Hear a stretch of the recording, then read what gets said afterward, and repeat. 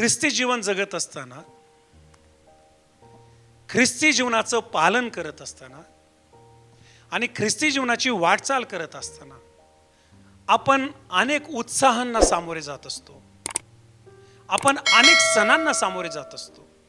जर सुरुवात करायची तर पहिला जो उत्साह, जो सण आपण सर्वजण जोमाने आनंदाने साजरा करतो तो आहे नाताळ, तो आहे ख्रिसमस. आणि सर्व जगामध्ये आपण हा ख्रिसमसचा जो जन्मोत्सव आहे, येशू ख्रिस्ताच्या जन्माची जी आठवण आहे, ही आपण जगामध्ये किती मोठ्या प्रमाणात साजरी झालेली पाहतो आणि आपणही साजरी केलेली असते. इतकंच नाही, आम्हाला पाहायला मिळतं ख्रिसमस झाल्यानंतर काही महिन्यातच 3 महिन्यानंतर आपण पवित्र उपवासांच्या उत्साहामध्ये येतो आणि 40 दिवसाचे जे उपवास आहेत त्याला आपण सुरुवात करतो. आणि जगभरामध्ये अनेक मंडळ्या, जास्तीत जास्त मंडळ्या 40 दिवसाचे उपवास करतात. या 40 दिवसामध्ये वेगवेगळ्या प्रकारच्या प्रार्थना असतात, कौटुंबिक प्रार्थना असतात, मंडळांमध्ये प्रार्थना असतात, चर्चमध्ये प्रार्थना असतात, खेड्यापाड्यांमध्ये प्रार्थना असतात. आणि या 40 दिवसातून जात असताना या 40 दिवसामध्ये देखील या उत्साहामध्ये काही भाग आहेत. या 40 दिवसाच्या उपवासांमध्ये, या 40 दिवसाच्या उत्साहामध्ये काही महत्त्वाचे पाठ आहेत. आणि या 40 दिवसाच्या उत्साहाची सुरुवात, या 40 दिवसाच्या उपवासाची सुरुवात ज्या दिवसाने सुरू होते त्याला आपण राखेचा बुधवार म्हणतो. आणि हा जो राखेचा बुधवार आहे याच्याबद्दल डिटेल शिक्षण, या राखेच्या बुधवारची डिटेल माहिती पहिल्या शतकापासून तर जुन्या करारातल्या संदेष्टांपासून, प्रभू येशूच्या शिकवणीतून, प्रभू येशूच्या वचनातून आणि संदेष्टाच्या वचनातून, इतकंच नाही मंडळीच्या इतिहासातून मी आपल्याला दिलेली आहे. आणि आजही आपण जर 1 महिना मागं गेले आणि आपल्या यूट्यूब चॅनलवर चेक केलं तर ही सगळी डिटेल हिस्ट्री आपल्याला पाहायला मिळेल की राखेचा बुधवार म्हणजे काय, याची सुरुवात कशी झाली आणि या दिवसाचा इतिहास काय, हे सर्व डिटेल आहे. आणि तुम्हाला डिस्क्रिप्शनमध्ये पण ही लिंक पाहायला मिळेल जे आपल्या यूट्यूबवर पाहत आहेत. आणि जे TV चॅनलवर पाहत आहे तुम्ही देखील यूट्यूबवर जाऊन चेक करा. त्या ठिकाणी तुम्हाला झावळ्याच्या रविवारचं, गुड फ्रायडेचं, ईस्टरचं, राखेच्या बुधवारचं, मोंदी गुरुवारचं रहस्य म्हणून जो विषय आहे त्या ठिकाणी डिटेल तुम्हाला पाहायला मिळतील. आणि म्हणजे याच्यात जो पहिला भाग येतो तो येतो राखेचा बुधवार, आणि जो दुसरा भाग येतो तो येतो झावळ्याचा रविवार. आता हा जो झावळ्याचा रविवार आपण सेलिब्रेट करत आहोत, हा जो झावळ्याचा रविवार संपूर्ण जग सेलिब्रेट करत आहे, या झावळ्याच्या रविवार बद्दल जर जास्त जाणून घ्यायचं तर आम्हाला 4 शुभवर्तमानातून जावं लागेल. मत्तय शुभवर्तमान याचा 21वा अध्याय 1 वचनापासून जर तुम्ही पुढे गेले तर तुम्हाला त्या ठिकाणी हा जो झावळ्याचा रविवार आहे या झावळ्याच्या रविवारचा डिटेल वृत्तांत पाहायला मिळेल.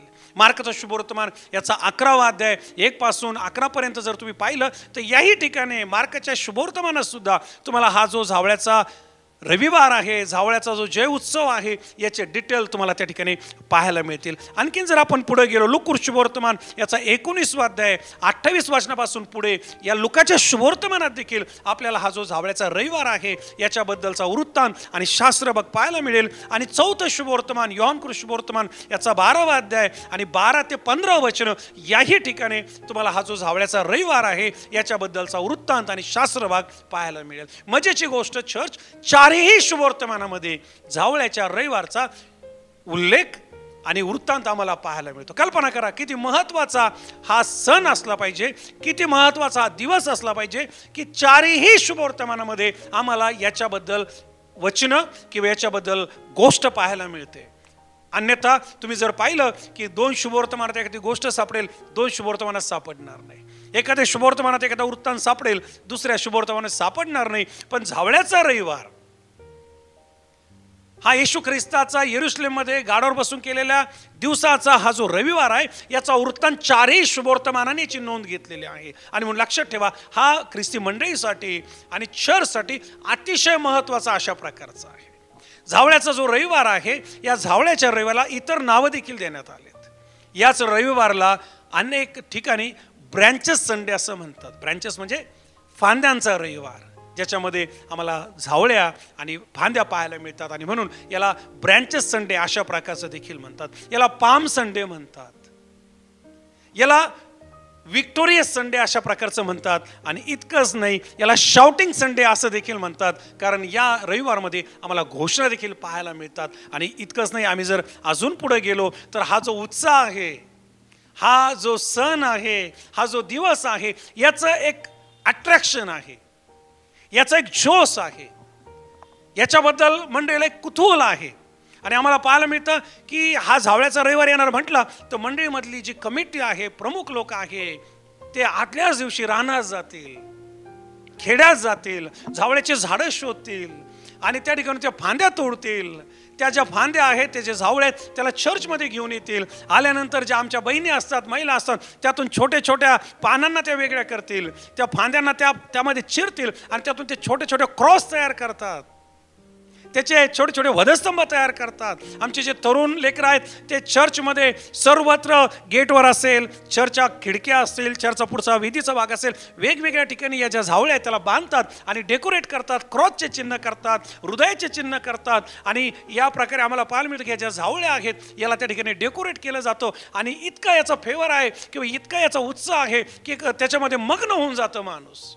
चर्च झावळ्याच्या रविवारी, आपलंही चर्च दरवर्षी, आणि पहा तुम्ही रविवारी एक वेगळं चर्च वाटतं, वेगळं डेकोरेशन असतं. जिकडे तिकडे आम्हाला झावळ्या पाहायला मिळतात. आणि या ज्या झावळ्या आहेत आम्हाला पाहायला मिळतं, या झावळ्या येशू ख्रिस्ताने ज्या दिवशी गाडावर बसून यरूशलेममध्ये प्रवास केला किंवा त्याने त्या ठिकाणी एंट्री केली त्याचं रिमेंबरन्स, त्याची आठवण आम्हाला करून देतात. इतकंच नाही, आम्ही पाहतो या ज्या झावळ्या आहेत या झावळ्या हातात घेतल्या जातात, घोषणा दिल्या जातात. दाविदाच्या पुत्राला होसान्ना, ऊर्ध्वलोकी होसान्ना, परमेश्वराच्या नावाने येणारा धन्यवादित असो. अनेक मंडळामध्ये, अनेक चर्चेसमध्ये या दिवशी विजयाचे गाणे गायले जातात, होसान्नाचे गाणे गायले जातात, झावळ्याच्या रविवारचे गाणे गायले जातात. येशू राजा पुढे जात आहे, होसान्ना गीत गाऊया, हर्षाने गाऊया, होसाना जय हो, होसाना जय हो, हे गीतं गायले जातात. रविवारी देखील वेगवेगळ्या प्रकारचे गीत जे आहेत ते या झावळ्याच्या रविवारमध्ये आम्हाला ऐकायला मिळतात. अनेक लहान लहान लेकरं या रविवारच्या दिवशी डॅन्स करतात, स्किट करतात, काही गाढव बांधतात, काही येशूचा त्या ठिकाणी रोल करतात, काही जे आहेत पब्लिकचा रोल करतात, काही जण जे आहेत त्या ठिकाणी आपले वस्त्र जे आहेत ते त्या ठिकाणी दाखवतात. आणि अशा प्रकारे सर्व जगभरामध्ये हा जो झावळ्याचा रविवार आहे याला फार उत्साहाने, फार आवेशाने साजरं केलं जातं. आणि मग चर्चच्या शेवटी बऱ्याच ठिकाणी प्रीतिभोजन देखील दिलं जातं आणि चर्च एकत्र येऊन जेवण खावण करतो. आणि चर्चा असते येशू ख्रिस्ताची, चर्चा असते गाढवाची, चर्चा असते जय घोषणेची आणि चर्चा असते झावळ्यांची. आणि म्हणून हा जो झावळ्याचा रविवार आहे ना,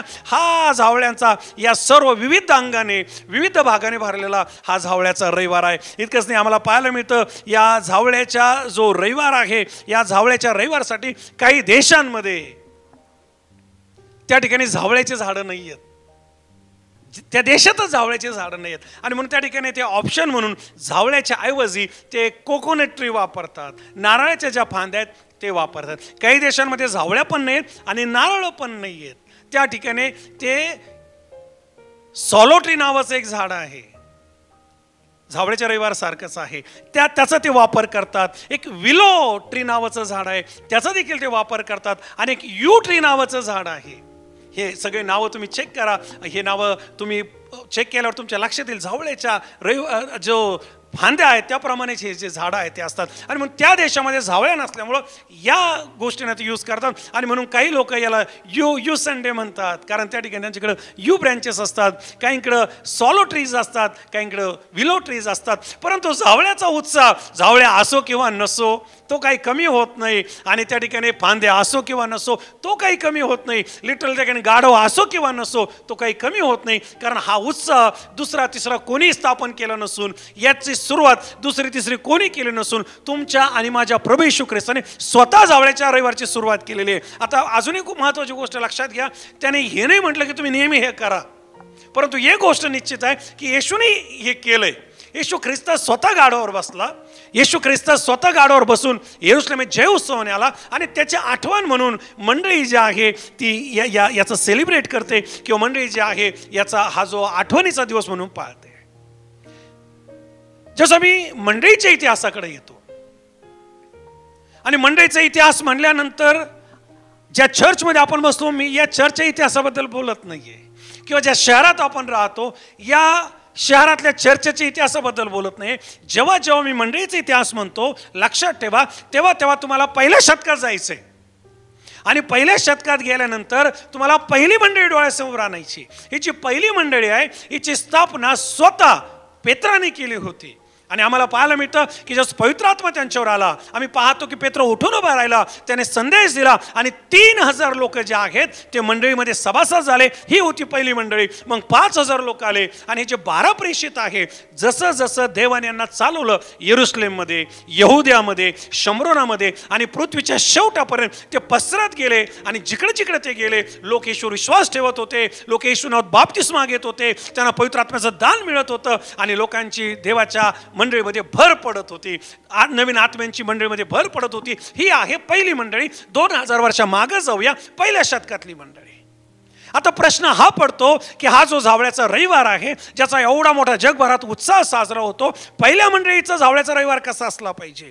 ज्या मंडळीमध्ये मेंढरांचा महान मेंढपाळ येशू ख्रिस्त होता, तिथपर्यंत जावळ्याचा रविवार आम्हाला आठवतो की तो गाढवावर बसला, यरूशलेमेत आला, जयघोष झाला, त्या ठिकाणी घोषणा दिल्या. परंतु येशू ख्रिस्ताच्या मरणानंतर, पुनरुत्थानानंतर, स्वर्गारोहणानंतर आणि ज्यावेळेस येशू ख्रिस्त गेलेला आहे त्याच्यानंतर जावळ्याच्या रविवारचं काय झालं? किंवा हा जो जावळ्याचा रविवार आहे हा आला कुठून?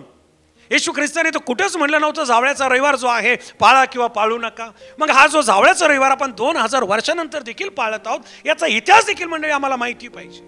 जसं नाताळच्या काळामध्ये मी नाताळची तारीख कशी ठरली, नाताळचा दिवस कसा ठरला, 25 डिसेंबरच हा कसा ठरला गेला आणि 25 डिसेंबरच आहे का याचं आपल्याला डिटेल्स शिक्षण दिलं. तसं आज माझी इच्छा आहे हा जावळ्याचा रविवार सेलिब्रेट करत असताना थोडंसं तुम्ही मंडळीचा इतिहास पण लक्षात घेतला पाहिजे. आणि मंडळीचा इतिहास जर तुमच्या लक्षात आला तर हा जावळ्याचा रविवार सेलिब्रेट करत असताना तुम्हाला आनंद मिळेल. हा जावळ्याचा रविवार सेलिब्रेट करत असताना तुम्हाला आयडिया राहील. नाहीतर मग माझे पूर्वज, माझे आजोबा पंजोबा जावळ्या घेऊन यायचे, चर्चमध्ये तो दिवस यायचा आणि मी वर्षातला एक दिवस म्हणून पाळायचो आणि संपलं. याच्या पलीकडे जावं लागेल आम्हाला. याच्या पलीकडे जर जायचंय तर इतिहासात जावं लागेल आम्हाला. आणि इतिहासात जर जायचंय तर मी थोडं आपल्याला इतिहासाकडे घेऊन जातो. पहिल्या शतकात मंडळीची स्थापना झाली, मंडळीची स्थापना झाली, मंडळी वाढायला लागली. मंडळीचा जास्तीत जास्त विरोध जो आहे तो यहुदी लोकांकडून होता. का यहुदी लोकांकडून होता? कारण पहिल्या शतकामध्ये सर्वात जास्त येशू ख्रिस्ताचा स्वीकार करणारे हे यहुदी लोक होते. स्वतः शिष्य यहुदी होते, स्वतः येशू ख्रिस्त यहुदी होता आणि त्यामुळे यहुदी लोक सर्वात प्रथम जास्त ख्रिस्ती होत होते. आणि ज्या लोकांनी येशू ख्रिस्ताचा विरोध केला तेच लोक पहिल्या शतकात एकदम येशूच्या जाण्यानंतर, मी तुम्हाला AD 33 मध्ये घेऊन येत आहे, म्हणजे येशू ख्रिस्तानंतर 33-34 मध्ये. आणि मंडळीचा छळ सुरू झालेला आहे. मंडळीचा जसा छळ सुरू झाला ही गोष्ट आम्हाला प्रिशांच्या पुस्तकात पाहायला मिळते. मंडळीची पांगापांग झाली, जो जिकडे वाटेल तिकडे पळाला, जीव घेऊन पळाले आणि हे पसरले. आणि मग आम्हाला पाहायला मिळते यहुद्यात गेले, हे शमरोनात गेले आणि मंडळी पसरायला लागली. आणि म्हणून पहिल्या शतकात लिटरली जर आपण 30 ते 40 AD मध्ये गेलो तर तिथून जावळ्याचा रविवार आणणं आपल्यासाठी थोडंसं किचकट आहे. परंतु अनऑफिशियल म्हणजे ज्याच्याबद्दल दस्तावेज नाही आहेत, ज्याच्याबद्दल कुठल्याही प्रकारचं लिखाण नाहीये, परंतु याच्यासाठी ओरल ट्रेडिशन्स आहेत, याच्यासाठी ओरल स्टोरी आहेत. ओरल स्टोरी म्हणजे तोंडोतोंड आलेली घटना, तोंडोतोंड आलेली स्टोरी, पण लिखित आलेली नाहीये. आणि म्हणून असं सांगतात की येशू ख्रिस्ताच्या स्वर्गारोहणानंतर मंडळीची स्थापना झालेली असताना जे पहिल्या मंडळीतले लोक होते ते तिथे यायचे जिथं येशू ख्रिस्त गाढवावर बसला आणि तिथे येऊन ते घोषणा द्यायचे आणि पळून जायचे. लक्षपूर्वक ऐका, तुम्हाला समजतंय का? आपण मंडळीच्या इतिहासामध्ये आलो आणि मंडळीच्या इतिहासामधून आपण जावळ्याचा जो रविवार आहे तो समजून घेत आहे. का पळून जायचे? कारण छळ चालू होता. का पळून जायचे?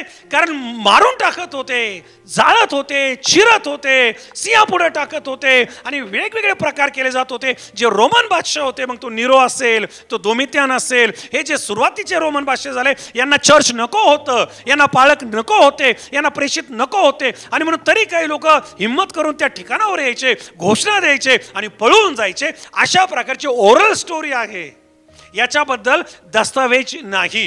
पहिल्या शतकातलं मी आपल्याला सांगतो. परंतु जसं पहिलं शतक संपलं आणि पहिल्या शतकाच्या 50-55 वर्ष आपण पुढे आलो, म्हणजे AD 155 या काळामध्ये एक स्कॉलर जन्माला आले जे खूप विद्वान होते. आणि हे स्कॉलर जे होते हे बायबलचा अभ्यास करायचे आणि यांचा मेन विषय होता, जसं आज आपण PhD करतो, यांचा मेन विषय होता तारण. आणि यांचं जे नाव होतं हे होतं टेरतुलिनियम. हा जो टेरतुलिनियस आहे हा एडी 155 ते 220 मध्ये होऊन गेला. आणि याच्या दस्तावेजमध्ये लक्षपूर्वक ऐका, याच्या लेखनामध्ये आम्हाला झावळ्याच्या रविवारचा वृत्तांत पाहायला मिळतो. म्हणजे पहिल्या शतकाच्या सुरुवातीला आणि दुसऱ्या शतकाच्या शेवटी झावळ्याच्या रविवारचा वृत्तांताचा जो उल्लेख आहे तो पाहायला मिळतो. मोंदी गुरुवारचा उल्लेख पाहायला मिळतो, नाताळाचा उल्लेख पाहायला मिळतो. हा दस्तावेज अनऑफिशियल नाहीये, तर हा दस्तावेज लिखित पद्धतीने अवेलेबल आहे.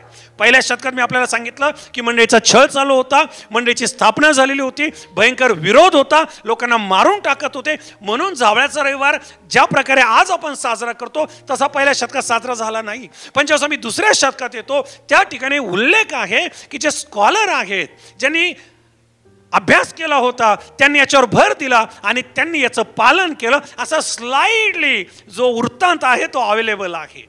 ज्यावेळेस आम्ही तिसऱ्या शतकात येतो, तिसऱ्या शतकामध्ये 325 मध्ये जी निकेची धर्मपरिषद झाली, काउन्सिल ऑफ नायसिया, यामध्ये तिसऱ्या शतकातले जगभरातले जेवढे बिशप्स होते, जेवढे मोठे मोठे पास्टर्स होते आणि विद्वान होते, ते सगळे एकत्र आले आणि त्यांनी एकत्र मिळून जो ठराव घेतला त्याच्यामध्ये झावळ्याचा रविवार पण होता, त्याच्यामध्ये मोंदी गुरुवार पण होता, त्याच्यामध्ये नाताळ पण होतं, त्याच्यामध्ये ईस्टर पण होतं आणि अशा कितीतरी अधिक गोष्टी होत्या ज्या गरज पडल्यावर जसं जसं वेळ येईल, जसं जसं समय येईल मी आपल्याला शिकवत चालेल. परंतु झावळ्याचा जो रविवार आहे तिसऱ्या शतकामध्ये हा ऑफिशियल झाला.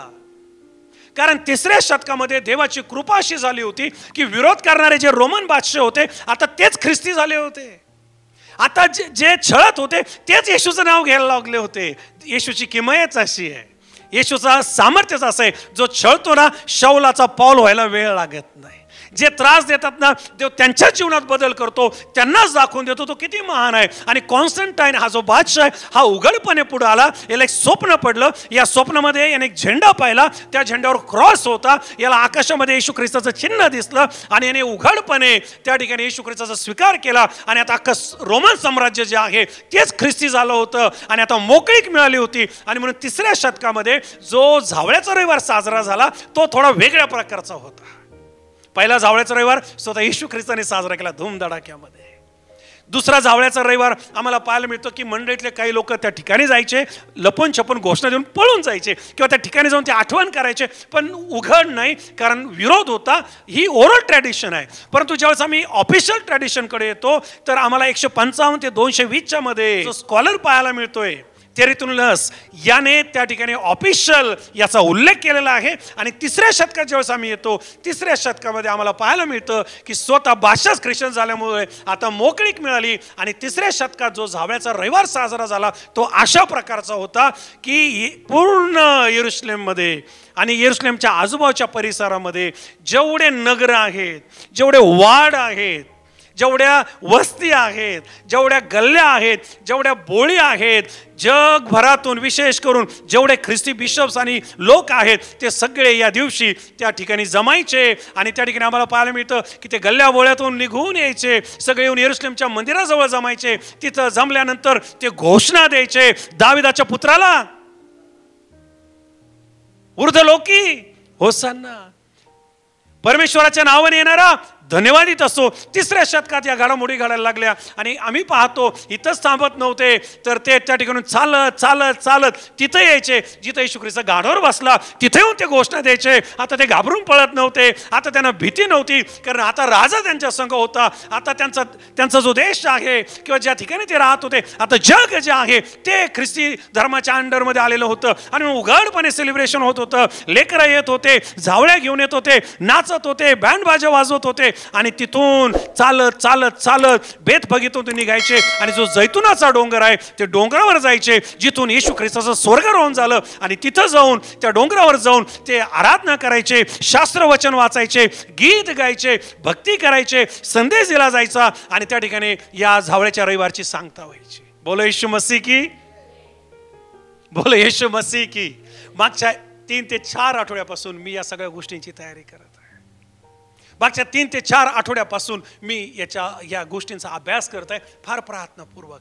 काय हे सगळं मी आपल्याकडे घेऊन येत आहे पहिल्या शतकामध्ये येशू ख्रिस्ताकडं, तिसऱ्या शतकामध्ये मी का मंडळाला घेऊन जात आहे, कारण आज मराठी मंडळांमध्ये किंवा आज चर्चेसमध्ये इतके डिटेल जे लिटरेचर म्हणा, शिक्षण म्हणा, ते मंडळीकडे नाही आहे.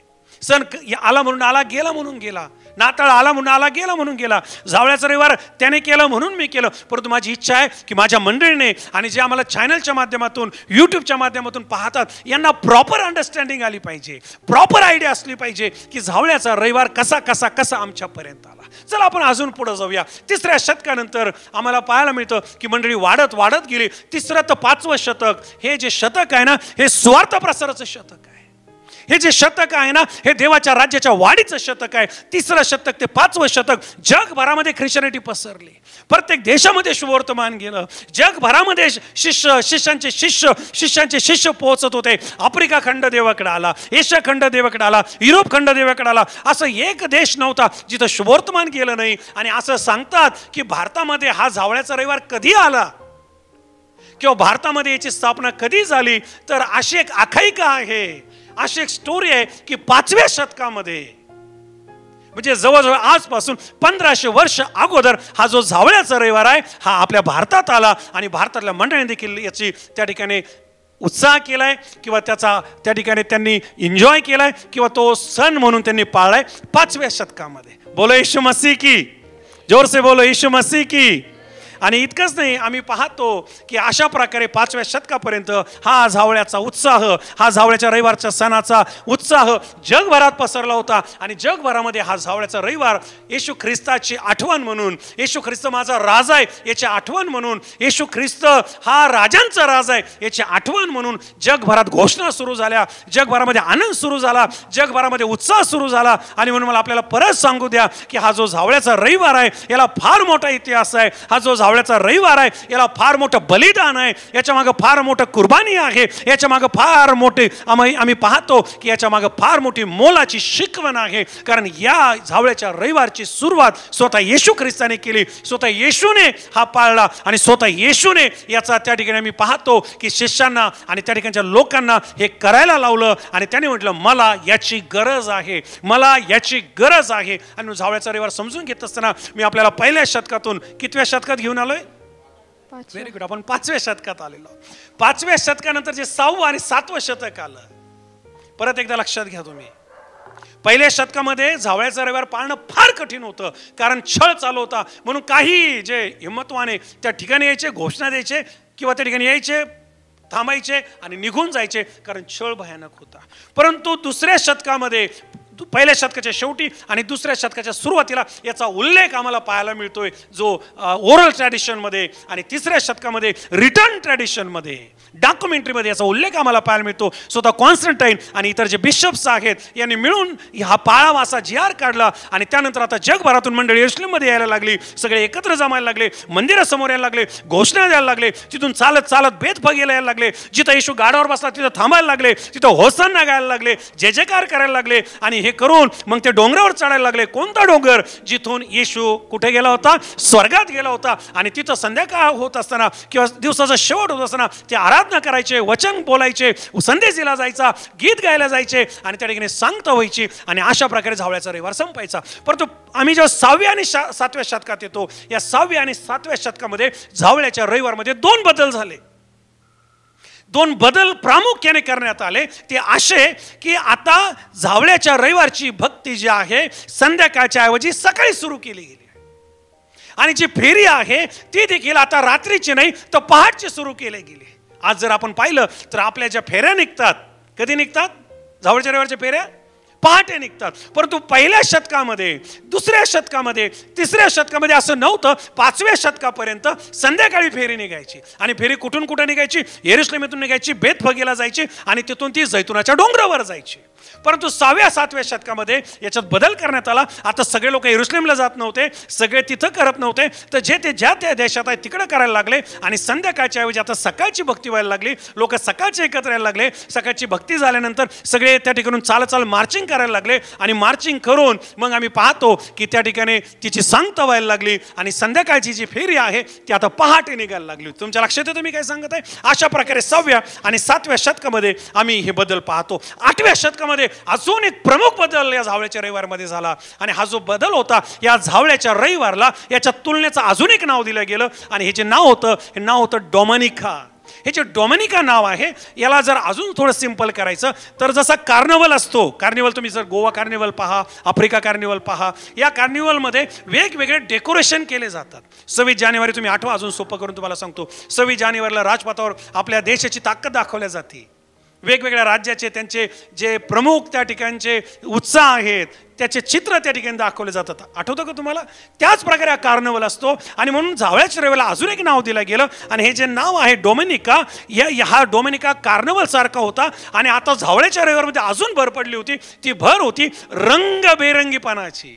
रंगबेरंगी म्हणजे फुगे याच्यामध्ये आले, जांभळे, हिरवे, लाल, पांढरे सगळ्या प्रकारचे फुगे आले, बलून्स याच्यामध्ये आले, कपडे आले, लोक रंगीबेरंगी कपडे घालायला लागले. अगोदर फक्त पांढरे कपडे घातले जात होते, पण आता याच्यामध्ये कलर्स आले, याच्यामध्ये कार्निवल्स आले, याच्यामध्ये डिझाईन्स आल्या, याच्यामध्ये वेगवेगळ्या प्रकारच्या ज्या ट्रॅडिशन आहेत त्या आल्या. आणि विशेष करून युरोप खंडामध्ये हा जो जावळ्याचा रविवार आहे हा डॉमिनिका म्हणून ओळखला जातो. हे जे बदल आहे हे आम्ही 8व्या शतकामध्ये पाहतो. आणि हे जे बदल, ही जी हिस्ट्री मी आपल्याला का सांगत आहे, हा जावळ्याचा रविवार साजरा करत असताना, हा जावळ्याचा रविवार सेलिब्रेट करत असताना आपल्याला आयडिया असली पाहिजे की आमच्यापर्यंत जो जावळ्याचा रविवार आला, सुरुवातीच्या मंडळीचा कसा होता, येशूने जो साजरा केला त्याकडे आपण पुढे जाणार आहोत. परंतु इतिहास आपल्याला माहिती पाहिजे की इतिहास जो आहे तो आपल्यासाठी किती महत्त्वाचा आहे. इतिहास जो आहे तो जोपर्यंत आम्हाला कळत नाही, इतिहास जोपर्यंत आम्हाला माहिती नसतो, तोपर्यंत तो सण साजरा केल्यासारखा नसतो.